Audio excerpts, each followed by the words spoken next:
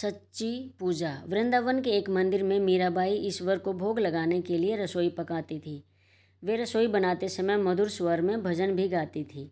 एक दिन मंदिर के प्रधान पुरोहित ने देखा कि मीरा अपने वस्त्रों को बिना बदले और बिना स्नान किए ही रसोई बना रही है। उन्होंने बिना नहाए धोए भोग की रसोई बनाने के लिए मीरा को डांट लगा दी। पुरोहित ने उनसे कहा कि ईश्वर यह अन्न कभी भी ग्रहण नहीं करेंगे।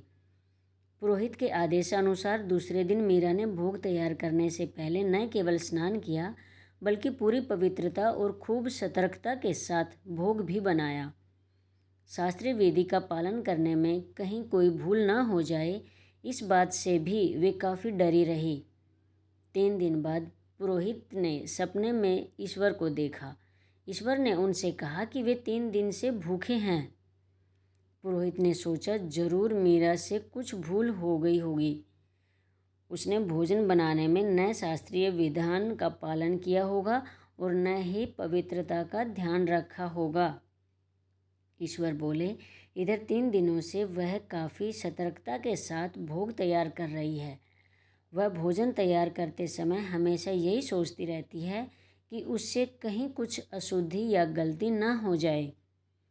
इस फेर में मैं उसका प्रेम तथा मधुर भाव महसूस नहीं कर पा रहा हूँ, इसलिए यह भोग मुझे रुचिकर नहीं लग रहा है। ईश्वर की यह बात सुनकर अगले दिन पुरोहित ने मीरा से न केवल क्षमा याचना की बल्कि पहले की ही तरह प्रेमपूर्ण भाव से भोग तैयार करने के लिए अनुरोध भी किया। सच तो यह है कि जब भगवान की आराधना अंतर्मन से की जाती है तब अन्य किसी विधि विधान की आवश्यकता ही नहीं रह जाती है। अभिमान त्याग कर और बिना फल की चिंता किए हुए ईश्वर की पूजा जरूर करनी चाहिए।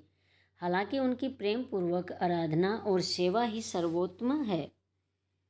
इसलिए बिना मंत्रों के उच्चारण और फूल चढ़ाए हुए ही यदि आप मन से 2 मिनट के लिए भी ईश्वर को याद कर लेते हैं तो यही सच्ची पूजा होती है।